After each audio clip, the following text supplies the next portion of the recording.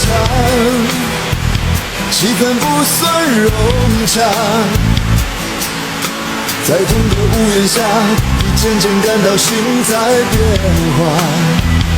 你爱着他，也许也带着恨吧。青春耗了一大半，原来只是陪他玩耍。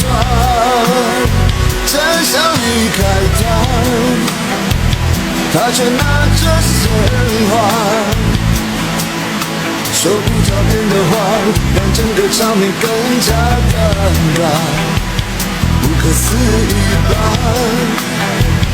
梦在瞬间崩塌，